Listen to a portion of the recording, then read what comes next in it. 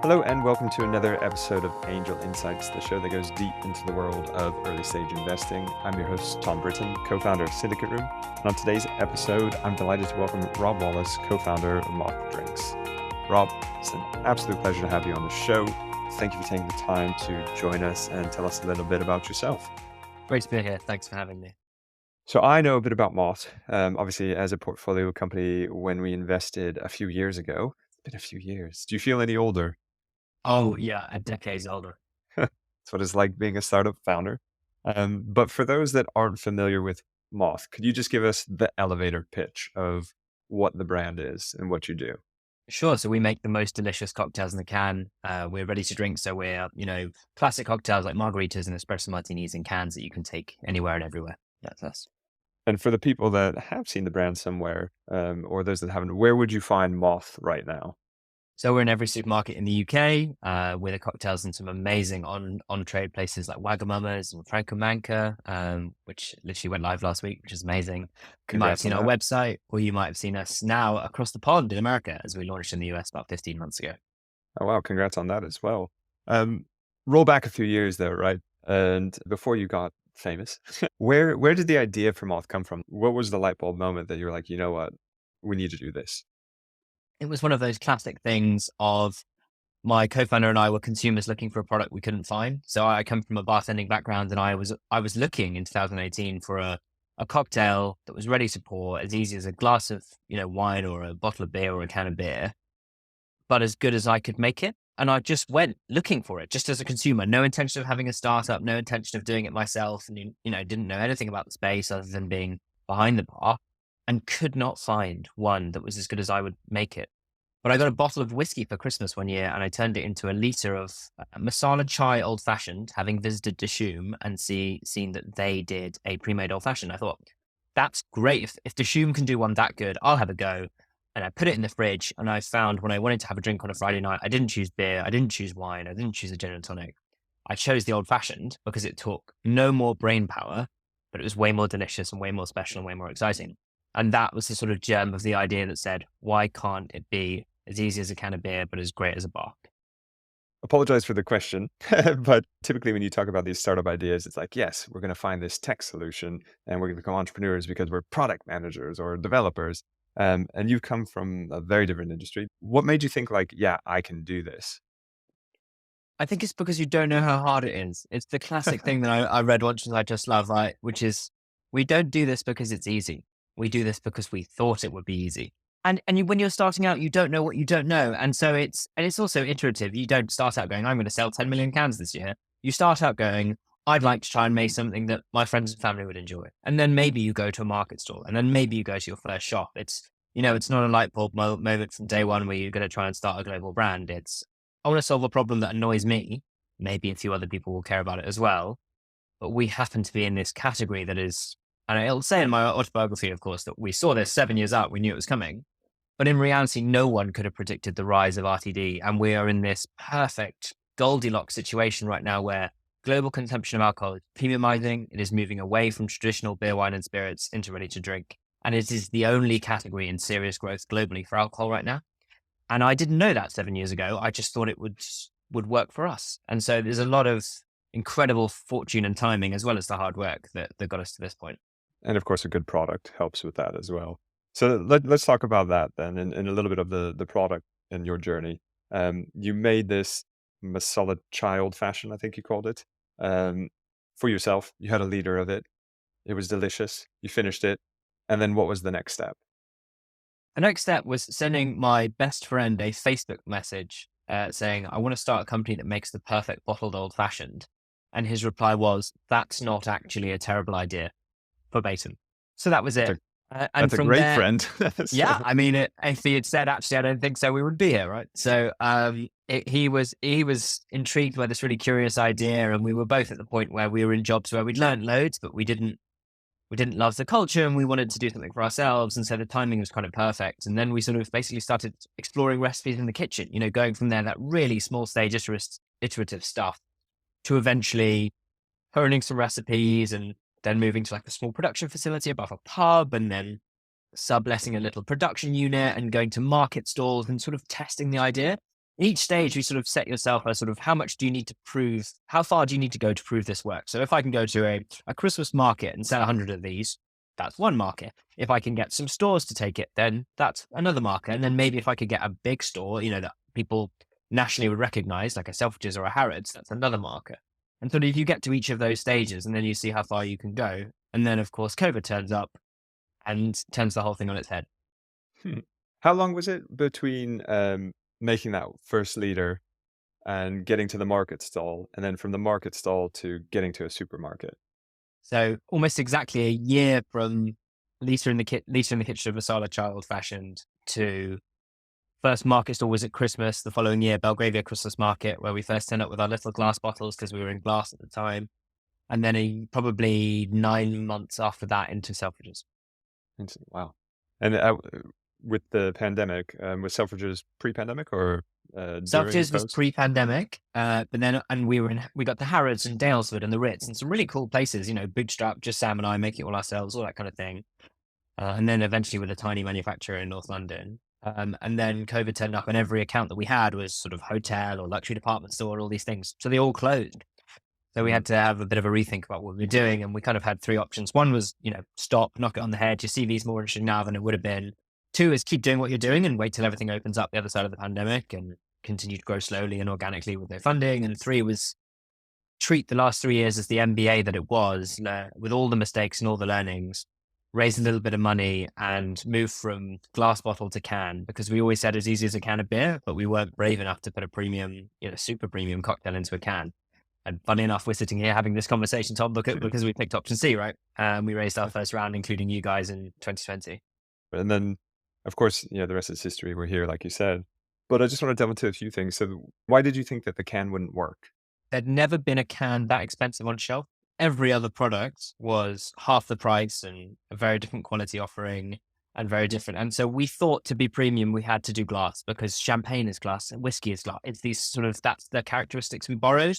But we had to learn, it took us 3 years to learn to be brave enough to say, no, we are just going to be so shockingly different in terms of brand and liquid and format that we can take that risk.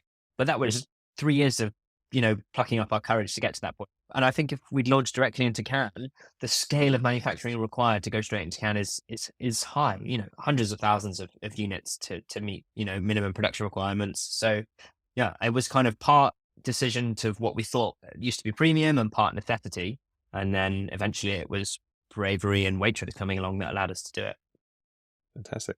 So you talked a little bit about that seed round. Do you remember roughly how much you raised in that first round? We raised £400,000 over the period of 9 months. And having not had any babies and not being able to compare, it felt like a sort of pregnancy of 9 months of pain and torture and locked up inside. But it was worth it. And we brought some amazing people on who've continued to support us to this day. So yeah, that first round was 400. And then we did a little top-up round sort of 6 months later because we unexpectedly got Waitrose. We sort of said in the original pitch deck, maybe in 18 months we'll try and get a supermarket and that's the aim and that's where we think scale is. And actually before the end of finishing the round, we got Waitrose. And so we moved on pretty rapidly from there. And what kind of scale, you don't have to give exact numbers, but like what sort of volume were you doing around that point in time? And then when Waitrose came along, was it double, triple, or several times more volume because of that one shop? Yeah, I mean, I can't think of a better way of explaining the difference in that the entire revenue of the business for the past 3 years did not even come close to the volume of the first order from Waitrose. So it was a step change. And it was, very quickly we were doing more a month than we'd made for the last 3 years in one go, very quickly. And I think that speaks to the scale of grocery in the UK, but also it was a pretty quick success of people wanting this product and order volumes being higher than we thought. So yeah, it was a step change for us, a real roller coaster that we weren't necessarily expecting to go as fast as it did. Oh, it's been rapid growth, so congrats on that. What are you finding as the key driver of those sales? Sure. I think there's two things. One is to say that in the UK and often globally, the category was kind of ready for disruption. And this is not how we thought about it, right? We just thought we wanted to make a product that we liked. But the entire category had asked the question for the last 20 years, how cheap can you make it? And we came in and asked the question, how good can you make it? And therefore, what do you have to charge? And so we came on shelf per milliliter 4 times as expensive as the nearest competitor. which is a very brave thing to do. And Waitrose took a huge risk on us doing that, but it worked. And so differentiation, I think, is really key for us. And the way we do that in every category in consumer packaged goods and in alcohol, especially, there's a bottom tier, a bottom shelf that's often white label or sort of fairly cheap. Then there's sort of the mid tier, your everyday, and then there's a premium or a super premium bit. And in ready to drink, that top shelf had never truly existed in a can. And so the pitch to retailers was, in every category, whiskey, gin, vodka, everything, you have this shelf system. And in ready to drink, you've just got a gap. There's just nothing there. And all the trends were saying premiumization was the way forward. And, with more conscious consumption, being more transparent about ingredients was really key. And so this kind of opportunity to be the top shelf of RTD for the first time in the UK and to build that category was the one that we were sort of pitching to retailers. And that's how we've continued to be differentiated to this day. How big has that market gotten to, that premium RTD market? If we just look at the UK and then we bring in the US because you've launched there. Yeah, I mean, all of RTD is massive. The fastest growing bit, as you say, is that premium bit. So in the UK, it's probably 500 million is the total RTD category. In the US, it's sort of almost 40 times bigger. I think 38 times bigger in the US, the whole category. I'm not sure the exact necessarily split because it is measured differently between what cocktails are versus mixed drinks versus seltzers and all the rest of it. But the really useful data is that although RTD has been growing massively and very steadily, that growth has declined slightly as an overall category. It's still doing the best out of all of alcohol. But if you split down into sub-channels, the bit in really rapid growth that's still growing is this spirit-based cocktail bit that we're obviously championing here in the UK and the US. So we're very fortunate that the growth of the brand, although it's outpacing the category growth is also amazing. So it's this kind of win within a win that's allowing us to grow really quickly. Talking about the US being quite a bigger market, but the US has always been, in my opinion, slightly ahead of the trend with alcoholic beverages. You look at craft beers in particular, and it seems like everybody who's got a spare bathtub is trying to make their own craft beer. So in the UK, I'm sure you've got competition, of course, in that premium space, but in the US, are there some existing players that you're kind of coming up against, and how are you approaching them as competitors? I think the only reason we went to the US, and you're right, it is ahead, is that there is the same opportunity. There is still this lack of top shelf. The difference in the US is that the middle shelf and the bottom shelf are busier, more competitive, louder, more expensive, more everything than anything in the UK. And so there are premium brands, but they tend to be more in the ready to serve space. So you've got bottle cocktails in the US that are way bigger than they are here. But that super premium can format, that's still open for grabs. And that was our justification for going. So the aim is for us to go and fill that same hole in the US.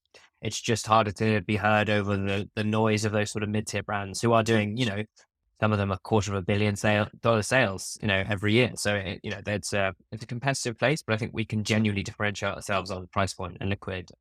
I think we've touched upon it a few times. Quality is definitely part of the reason that you've been so successful. So if we can change track for just a second, like, how do you approach making a new drink? Because if I reference it back to tech, you come out with a new product and you soft launch it, you get a few friends to give feedback, and then you launch it to a slightly bigger group and you do some A/B testing. How does it work with your cocktails? So it's a bit of a mixture of art and science. So the science is looking at data and going, what does the market need? And the art is going, what's the data not showing? So I could give two good examples of that. So the UK, a very popular cocktail is espresso martini. There have been a few in cans for a long time. And so the data would say that's a great place to launch into because there's not a premium one. So we'd go into that. So we did, and it's now the UK's most popular branded espresso martini. Great piece of data decision making there. But then also we launched as one of our first cocktails, a margarita. And no data would have told you to launch margarita because there were none. So when we launched, we were 99% of the tequila RTD market in the UK. And that was a decision made on 5 minutes on a gut decision. And it is now our most popular drink. We are 73% of all the margaritas drunk in the UK off trade today. Now, in terms of how we do it, it's a little bit different to tech in that we have amazing existing examples from our friends in the on-trade. There's amazing bartenders and cocktails that are out there. So we create a perfect bar standard with the ingredients we want to use. And we then take it to our amazing liquid team who help us make sure that if you're going to make 1 million of them and someone only drinks this in 18 months time, how is it perfectly shelf stable, perfectly consistent and perfectly scalable? But our standard is always, what does the best bar in the world make it taste like? And how do we then make sure that we have the same high standards? And that obsession with quality is, as you say, the foundation of the brand and what's driven a lot of our success so far. Absolutely. First impressions, right? So if you don't mind giving, or if it's not too much of a secret to give away, Have you got a drink in development now that you might be able to tease to the audience? We've literally just released two. One has just come out. The next one comes out next month. So I will tease away. The passion fruit martini, the UK's most popular cocktail, has just gone out into Tesco exclusively. It is already our fastest growth piece of MPD we've ever done, which is super exciting. And about to launch is our spicy margarita. So I mentioned earlier the dominance of our margarita as a SKU in the UK, and spicy margarita is a hugely popular cocktail right now, and we've built on our amazing margarita that already exists to make the sort of spicy version. And I genuinely might be my new favorite moth, so I'm very excited to get the consumer feedback on that one. What makes it spicy? So what ingredients go into the margarita to give it that spice, and what kind of flavors does it elicit? So yeah, we didn't want it just to feel like a normal margarita with someone put a chili in it. We wanted to sort of add layers. We've got an amazing sort of cherry oak in there, which is incredible. And then we've got three chilies. We've got serrano, bird's eye chili, and habanero. And we put a proprietary blend of those three together to give this amazing sort of three stages of chili. So you taste it, you get that initial heat, and then as you go down, you get a little bit, and then you get this amazing sort of lingering warmth in your chest. And each of those chilies does a little bit in the process. And this is how obsessive we are about like which different chili does which different bit of heat versus all this stuff. And I have to say, it come out with this amazing, smoky, balanced, spicy, but not overwhelming. Yeah, it's just, I mean, I can describe it until the cows come home, but I would recommend anyone listening just goes and gets some. So habaneros are quite hot chilies. I mean, all of them have a bit of heat, but habaneros have quite a strong kick to them. Is it just a tiny amount of the habanero in it, or is it a nice warm you up on a winter day feeling?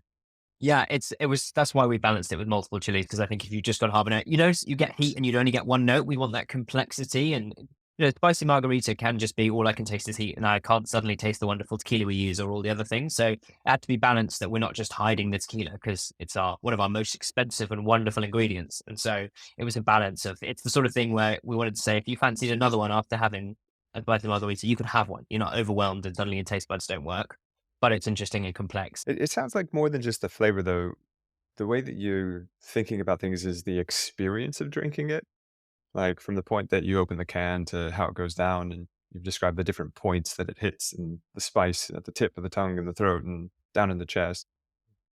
Do you craft your drinks with the experience in mind as much as the flavor, or is it just something that because you're so passionate about it, it kind of comes through? No, it's everything. I mean, it's not just a good example. It's not just the liquid. The label we have is a textured label, so that when you run your thumb over it, it's more interesting than just a flat label, and you can grip it when it's really cold. Like we have a small can. Every detail, every ingredient, every word, every texture, everything. One of our company values is the little things matter. And we haven't got the soft jazz in the background, the lovely person in the tuxedo, and the menu, and the sound of shakers in the distance. All we've got is that little can and what goes in it. And so everything contributes to that experience. And it's just I those like that. little touches of familiarity and quality and experience and thought that mean consumers fall in love with the brand and come back. Clearly, you put a lot of thinking into that, and a lot of the ethos of the brand and the business come through and just talking to you. One of the things as well that I noticed on the website and from knowing the brand for a while is you've completed the B Corp certification, which is definitely another detail. What was the driver behind becoming a B Corp? Because it can be quite onerous on what you have to do to become certified. Yeah, it's a really good point. So we basically were doing all the things you'd need to do to become a B Corp anyway, because of the age that we started and because of how Sam and I feel about running a business. We kind of take all of those things as minimum standards. That's just what every business should do. You shouldn't need a badge for it. It's the minimum. How could you not do that? But we took it to the team and we said, how do you want to represent all this hard work we're doing on sustainability to your customer? How do you want to do it? Do you want to do 1% for the planet? Do you want to do other certifications? Do you want to do B Corp? And we overwhelmingly had a response from the team that all this hard work that we're doing that we're not telling anyone about, we want to represent it with B Corp, because it is such a high standard. And so we took on that process. And although it was a huge amount of work from the team, it didn't involve making massive changes to what we were doing. It just involved really formalizing and putting processes in place and structuring and then reporting the things that we thought it was important to be doing anyway. Clearly, it seems like there's some internal benefits that you've received from that because everyone's gelled around the principles. But externally, have you seen tangible benefits from being a B Corp with maybe suppliers or customers even? So I think there is definitely customer benefit and supplier benefit. But you know, the biggest and most surprising benefit for us is in recruitment. especially younger people are looking to only apply to jobs that have this amazing ethical standard that they're bringing into the workforce. And so for us, look, it's great that customers do it. It's great that retailers then prioritize you and offer you different things. But actually, it's a point of employee pride and recruitment that we go out and say, look, we're a B Corp, you should be proud to work for us. And that surprised me more than anything. It's also a benefit of the community that you build. London is the global capital of B Corp, and we're HQ'd in London and New York now. So for that, I think it's really interesting because the people you meet and the community you build and the help we've had from other B Corps has been incredible. Was there anything else that kind of came up as a part of it? Did it restrict in any way who you were purchasing supplies from, or did it change any of the operations in any way, or has it been pretty straightforward to deal with the constraints? I don't think constraints are probably the right word. I think it's just adding a bit of rigor to our processes. So I think it just makes us do a bit more diligence, makes us work a bit harder. But I don't think there are any major changes we had to make to suddenly become compliant. I think we got a very good score from doing things the way we thought they should have been done. It happened to line up really well. But it makes us think more deeply about supply chain and also try and hold our suppliers to higher standards, which I think is hopefully a ripple effect out from Moth out into the world. Okay. I want to dive into the details and where you're seeing the trends lying. Because obviously you're in premium drinks, but we're seeing a massive change to low alcohol and no alcohol. Is that a trend that is of interest to you, or are there any other trends that you think are more important to tap into right now? I think it's really interesting. I would say probably a couple of things. One is fascinatingly, we really benefit from the no and low trend because our sort of attitude is to drink less and drink better bit. So if you're going to have a drink, it should be really good. It probably should be premium. It should be something that tells you what's in it with great ingredients. So actually, the no and low trend is a very strange benefactor of Moth. We're actually a kind of weird part of it. The other thing I would say is there's no bigger trend in global alcohol right now than RTD. Premium RTD is enormous. However, the percentage growth for no and low is incredible. It is really small, but growing really rapidly. And I think it will always now forever be part of the category and a really important one. But I think where we're at, if you look at a global level of adoption, RTD is massive and growing and no and low is small and growing. And that leads to some quite different dynamics. No, the focus, right? Focus on what we're good at as well. We're specialists in this bit. Let's do one of the other values is do one thing well. And it's hard enough to do cocktails well, let alone worry about, doing non-alc beer or anything else. Fair enough. Is it a never out of curiosity, or is it a one Oh, to revisit absolutely at some not. point? There's definitely a case of one day there's a Moth and an alcoholic margarita or something. I think that's definitely an option. I just think we haven't nearly hit the headroom of where we are in, but we've spoken to retailers about it. I can absolutely see a world where it's part of our range. We want to be an inclusive brand and non-alc would give us part of that. But right now we're a young brand. There's loads left to do. We're nowhere near at the ceiling of going, our next stage of growth has to come from non-alc. We've got loads of growth left in where we are. So let's jump into those growth options then. You've obviously we've been invested for 4.5 years now, which is awesome. And I think roughly you had about 3 years before the round, Yeah. maybe from the point in time that you had the 1 liter. Yeah. Sort of 2.5. Yeah. So year seven, going into year eight, Goodness me. Yeah. lots. I know. Hey, at SyndicateRoom, we're in year 12 now, and I still feel like we just did our seed round. I'm like, Yeah. there's so Yeah. much Yeah. still to do. But coming back to you, because the show's about you and where you're going, what does the next 5 years hold? Like if you get it right, you keep your focuses, where do you want to be in that next 5 year period? It's a really good question. We often say at Moth we work in dog years. Everything happens so quickly and changes so fast that 5 years is an incredibly long time. I would say for us, it's a couple of things. The lofty aim is global number one premium RTD. That's the aim. And we know at some point along the journey to get that, we'll need some strategic help. And that's definitely in the plan for the future that, we'll become a part of a big brand's portfolio probably.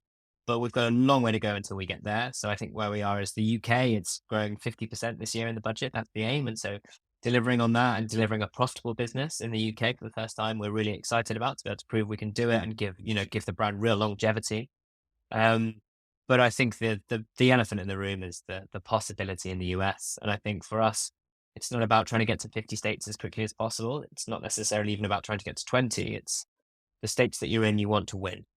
And so Mm. really driving that same success and share that we have in the UK and the US. And it is not unfair to say that every state in the US could be bigger than the UK. The Wow. opportunity state by state is so large that I think from my perspective and the team as well, our focus is driving profitability and becoming a truly national brand in the UK, because we over-index in London, but there's loads of people who don't know about Moth yet. And, we want to make sure that everyone gets the opportunity to learn about us and try the products. And then in the US, I think it's this sort of big unknown of how quickly we could go. And we have good ideas and good strategies about how we get to scale in the US. But, the aim is going north of 100 million revenue in the US. And that can be a very quick journey. It can be a very painful journey. And so I think planning for that success is a lot of what we're focusing on over the next 5 years. And I mean, you highlighted obviously the US. I think you said earlier was a 40 times the size of the UK 38 market. times the size, 38. despite only being 6 times bigger population, which just blew my mind. Wow. Which states in particular, like have you got state by state levels of premium RTD drinks, and which ones are you going after first? Yes, there's some really good data on the top ones. We deliberately haven't entered the biggest, which is California, just for a few reasons. A, geography, it's a long way from home. And B, California is quite an expensive place, but if you can get to scale there, then the opportunity is obviously massive. So we started in Florida, which is a really interesting place to be because it's warm the whole time, which makes selling cocktails a less seasonal affair, which is great. There are also some big chains down there, and the ability to work with chains like we do in the UK is really important. But we also launched simultaneously, well, probably 6 months later in Massachusetts, which is the polar opposite to Florida. So in Florida, it's all chains. In Massachusetts, chains are illegal. In Florida, it's sort of fairly aseasonal. In Massachusetts, it's highly seasonal. It's much more similar to the UK climate.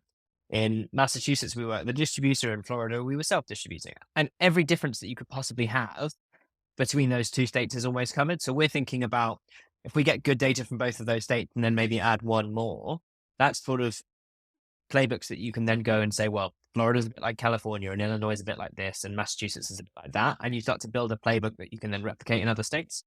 So the aim is this month to launch Illinois, actually, which is much more similar to the UK. So alcohol can be sold in grocery and in liquor stores. It's much more familiar to us in terms of how it's sold there. So you have a different playbook, well, for each type of state, if you will. You've got to treat it as 50 countries. There is no way around it.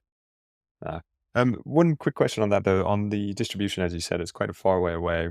Are you planning to, at some point, set up, I'll call it manufacturing, in the US, or will it always be kind of done locally? So a very relevant bit of timing with all the stuff that's going on at the moment with tariffs and everything. So we have set up full domestic supply chain in the US. We are now made in the USA. My co-founder has now moved to New York. We have starting to build a team out there. So yeah, we are very much setting up the UK, the US rather, as a second market with a team and a sort of fully functioning ecosystem there.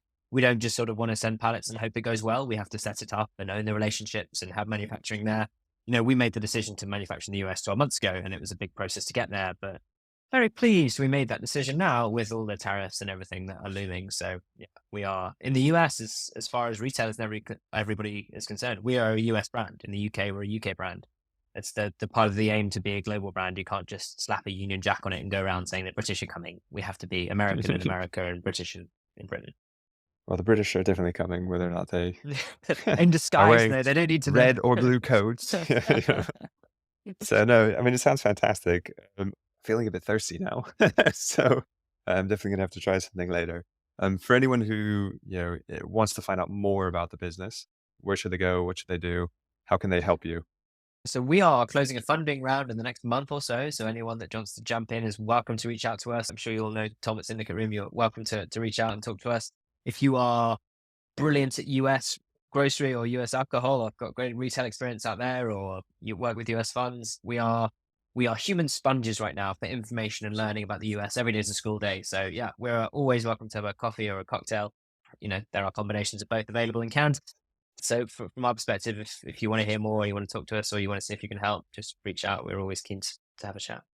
And you've already mentioned some of the stores you're in, but for anyone that wants to find you to sample the product, what retailers are you currently in? Here we the go. UK? Waitrose, Tesco, Sainsbury's, Co-op, Ocado, Asda, Morrison's, Booths. I think that's it. Any I've missed? I can it's easy to say what we're not in. We're not in M&S, Aldi or Lidl. Everything else you can find more.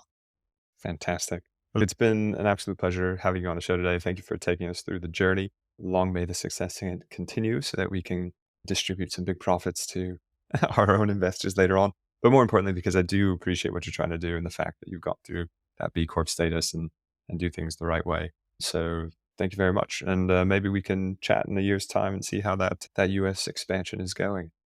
Absolutely. I'll have a few more gray hairs, but no, from my side, just a massive thank you to you and your investors for supporting us in those early years. It's the syndicate round investment made a huge difference at the time and continues to. So from our perspective, we're hugely grateful for all of your parts in the journey. So thanks for having us.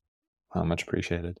Well, that's it for this episode. Thank you all for listening in, and we will be back again soon. If you want to find out more about Moth Drinks, what website should they go to? www.mothdrinks.com. Well, that's it for this episode of Angel Insights. Thank you very much for joining us. And if you did enjoy the show, we encourage you to like or subscribe. And if you want to find out more about what we're doing at SyndicateRoom, please head on over to www.syndicateroom.com. We hope to see you next time.